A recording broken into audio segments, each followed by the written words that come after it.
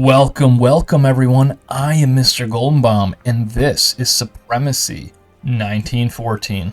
And we are back on the Scattered America map, nearing the end of day 21, with what may be the last episode in the series. We continue to hold our first place position with 463 points, well above Louisiana. Now, why might this be the last episode in the series? We're only 21 days in. When starting a match of Supremacy 1914, you have a lot of players who start off in similar positions. Sometimes it's 8 provinces, sometimes it's 10 provinces. In this situation, we have 43 players, all in this Scattered America map, all across North America, with one goal: to ultimately win the game. Now, that could be with a whole coalition, and I believe we are capped at 3 players for this particular map. What you're also able to do is win through a team victory. So solo requirements are 1,000 points, you get the 6,000 gold marks. Team victories are 1,500 points, and you get 4,000 gold marks. The gold marks, differences in the gold marks aren't huge.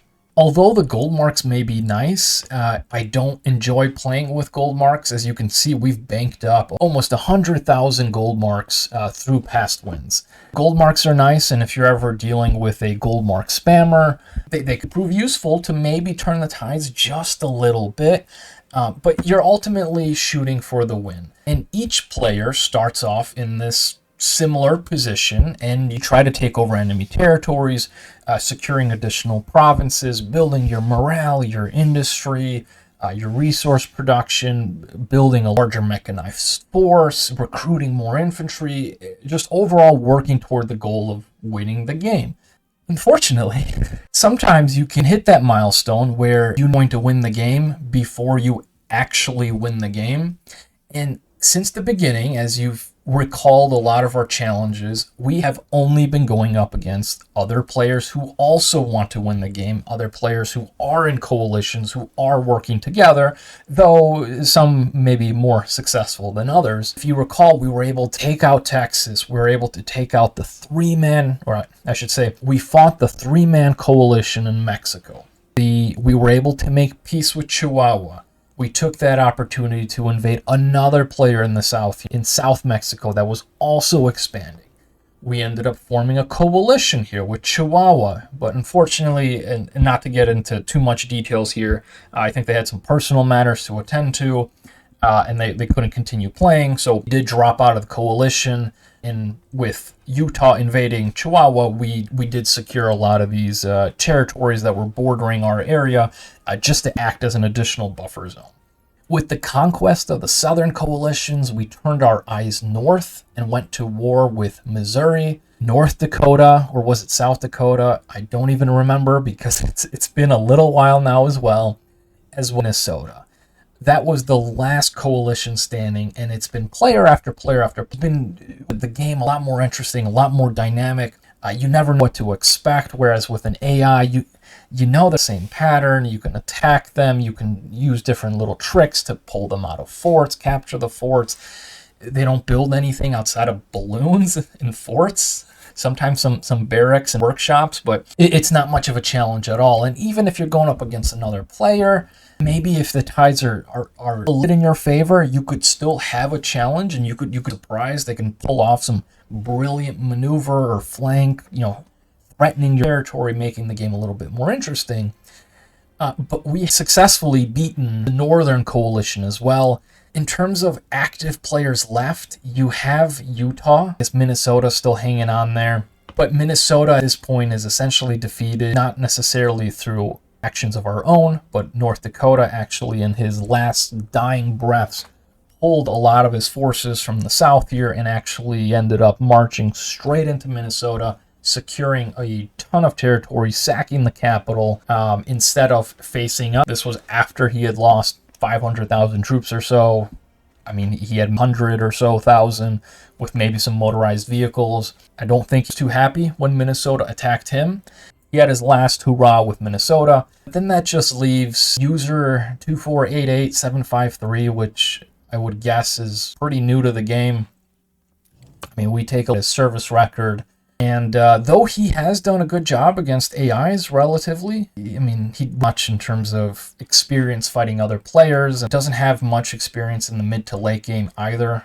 If we flip this to AI, we can see he's got a lot of experience fighting cavalry, armored cars. Did have a coalition here in the east. I can't recall if Pennsylvania was part of this coalition, but he has fallen. He ended up going to war with Louisiana for whatever reason, and Louisiana decided to go ahead and return the favor and actually invade him. So there's really not much left of Pennsylvania. In fact, we've been commenting he actually decided to go to war against Ohio. And Ohio at the age has taken out over 200,000 troops. I think the ratio has turned a more in favor of Pennsylvania. He must have been exhausting some of his existing troops going after some fortifications. But nonetheless, I mean, Ohio took a nice chunk, maybe a nice quarter of Pennsylvania, even provinces in the south here through revolts. So, I mean, Ohio had been pretty well. But there's not much left here. This stage was a little bit more exciting. I mean, we have one player here, Keebler, who has not done anything this whole game. He apparently is almost level 7. You take a look at his service record and yeah, I guess his service record's a little better. In the game at this point, if you're not even going after any of the AIs, I mean, we take a look at his provinces, and it looks like he has built everything under the sun in almost every province, which leads me to believe he's making barracks. And, I mean, he's got... So it's probably why his morale's tanking. He's probably got plenty of materials, unless he spent them all. He's got a little bit of food, but he's only got 2 energy provinces, and they're low morale at that. California had gone away. I was really looking forward to facing California, but there's not much left at this stage, and the player's gone. The only player that would have a chance to put up a good fight is Utah, and we have been on friendly terms with Utah. He did do a great job eventually beating back Chihuahua. Chihuahua had some opportunities to do some massive damage against Utah. He had some bombers, though it may have just been the hero unit. He did have multiple artillery pieces of his own. He had more provinces. He had more infrastructure. He was arguably, he was in the better position. And when Utah was sieging a lot of his fortifications with using the classic blocker and artillery in the back formation to protect the artillery, he left himself exposed to counterfire and enemy and air units, be they bombers or fighters. And I believe he ended up, I believe did end up building a fighter. I would have loved to have seen the bomber, but even with that fighter and the hero, he could have taken out a few artillery units, used a few of his own, wiped out all of Utah's artillery, and proceeded to go on the counteroffensive, as he did have more units. I believe he had more units at that stage than Utah, though it could have been a little close. I thought in the papers their unit counts were pretty comparable, with Chihuahua having the better units, but he wasn't able to capitalize on that, and unfortunately he did have to go due to personal matters. But that is the only player left. We are in an amazing position. We are unfortunately dealing with the expansion morale penalty, with having, what do we have, 165 provinces at this stage relative to the map size. Expansion penalty is 13. The smaller the map you're playing on, the more provinces you have, that expansion penalty is going to go up significantly faster. You're playing on a map, the 100-player map, the 500-player maps, it's going to take a lot of provinces before you finally start hitting those thresholds. And I just don't know what those thresholds are, other than the more you conquer, the higher that penalty is going to be, essentially to discourage some players from expanding too fast. Our morale has been very strong in all of our core provinces. We've built up all of our double provinces here, with the railroads, with the factories, and any of these on the coast, such as the fish there, and I believe we also have steel here and the 2 double food resources as well, building up all of that production. We've been able to generate such a surplus that after we maximized the infrastructure in our double provinces, we've been building additional infrastructure on the outskirts of our territory, as they have that largest distance to capital penalty. So we do want to offset that. Not only does the actual building increase the resource production, the generation, which is really nice, but it also raises the morale, which in turn increases the daily production. So focus had been the material provinces, so like the wood here, wood there, as we're able to stockpile and bankroll. Stockpile, we can use that to bankroll additional construction, such as for food provinces, to make sure that we don't go into the negative, or our gas and coal and other energy requirements, so we're able to crank up our oil production. If you look at our stockpiles of oil, I mean, it's a man, we're able to produce a ton at this stage. We expand the resource sliders, you can see that our food income has gone down a little bit, and this is primarily due to the fact that with the huge surplus that we did have, we invested a ton into additional barracks, and we were going to do cavalry, though I don't think that's necessary anymore at this stage. If we actually flip to the market real quick, you can see that the food prices have essentially cratered, partially due to the fact that we've been selling so much. But the other downside is the fact that we are at war with multiple nations. So some of these really good offers that I would probably still sell, we just can't make use of that anymore. Unfortunately, instead of selling these resources to finance production, and we have a ton of cash at this stage, we've been investing that in the barracks, in workshops to potentially produce cavalry. But with so many units right now, this is down. Materials, we have hit almost 4,000. We actually were above 4,000, but I'll explain a little bit further on the map. Our resource sliders here are artificially low. I should say maybe temporarily low, but we're doing really well here. And you take a look at Utah, our potential threat here, we can see that he does have a double province, which is a good province, and he was able to acquire it as part of his early expansions. He was eventually able to acquire a food, which has been very beneficial for him, along with these two additional provinces from California or Chihuahua, however you look at it, and then the potential for this other grain here. He's been doing really well on oil and energy, so he's probably never had a shortage of oil or energy, but he doesn't have the material base to continue to produce more artillery, tanks, heavy tanks, airplanes. So, I mean, even if all of our production as of right now, I just don't see him producing enough to be able to challenge us. We're also going to have a massive border, so even though he does have an artillery force in the area here, it's not going to be threatening, because I am willing to trade as much territory as I need, especially this low developed, like no recruiting office. They aren't going to benefit him that much unless he's able to hold it for a longer period of time, raise that morale, increase the infrastructure, and we would be able to counterattack with our tanks, maybe consolidate our forces and go for a quick killing blow.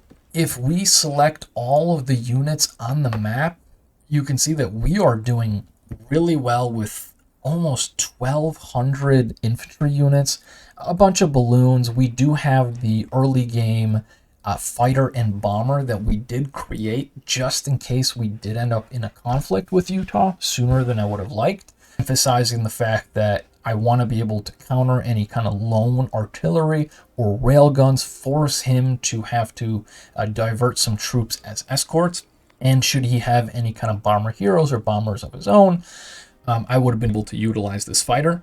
And we've also been able to produce 17 artillery units, 14 heavy tanks, 3 armored cars, and 10 cavalry. This is part of our older force.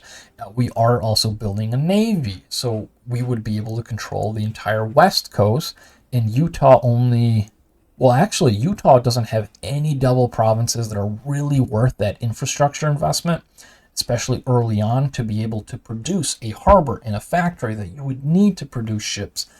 He will be able to secure this double coal eventually, but we have 2 provinces here, and we've churned out 2 cruisers. We do have a battleship on the way, and shoot, I mean, we can build another battleship to just especially make sure. We can even build another battleship to make sure that we totally rule the waves and help us withstand any kind of potential submarines. We're going to have a little bit of an escort. We'll probably put in more. But should we go war with Utah, I mean, we've got the entire West Coast secured. We're getting a massive border with him. So even if he chooses to fight us on the outskirts, we're going to concentrate our forces near the core territory. And all it's going to take is a few tanks and a few infantry to just start doing critical damage, securing critical factories and resources. Probably Glenwood Springs would be the biggest priority and his biggest shortage, in some of his other provinces just west of that. I mean, we're certainly to play out the game, especially since we have Operation Caesar going on, and we're going to do a separate video commenting on that operation specifically. But at this stage, we've hit that milestone. It's just going to be, checking every now and sending our soldiers and fighting. I want to give Utah the opportunity to have kind of like an end game, give them some time to prepare. Not to mention, even if somehow something has still have an entire other player, Louisiana, who although doesn't have as many provinces, has almost just as good of an infrastructure base as we do. Certainly rolling in the oil here. I mean, this YOLO player, Louisiana, somehow always spawns in near some double oil provinces and proceeds to monopolize everything.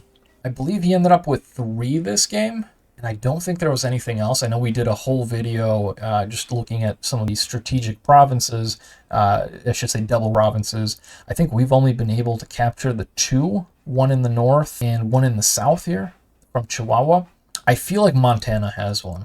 Okay, yes. Thank you all for joining us on the series here. I am certainly open to answering any questions that anyone might have in the comment section. I know one of the top questions I've seen is how you're able to acquire a ton of oil in the late part of the game, especially once all your units, and if we flip over to unit production, all of our units outside of the cavalry require so much oil to the point that it's 10,000 for a railroad gun on the air, 10,000 for a bomber. We flip over here, we can take a look at the naval, 5,000, so a little less on the ships, surprisingly. And just being able to maintain so much unit production is going to cost a ton of oil. The answer to how you're able to get that much oil is all about the sliders, all about day one. We've always had our slider at near 0, and we have been constantly purchasing additional coal to fund this production. And in fact, I will actually adjust the slider a little bit more as gas is more expensive and there's only so much I can afford. If we go to the stock market and we go to top offers, we flip this over to coal, oil, and gas, we can see that we have been buying coal steadily at this 1.2 price. With so much cash, I am totally fine with purchasing additional coal just like that. Yes, we lost a little bit of cash, but we now have a stockpile of 35,000. Worst comes to worst, I just increase my oil production, offset the coal to what I'm able to purchase if the market prices allow for it. That's how you would maximize your oil production and get you to a huge surplus so you're able to compete in the late part of the game. All right, folks, and with that, thank you all for watching, and we will see you on the next series.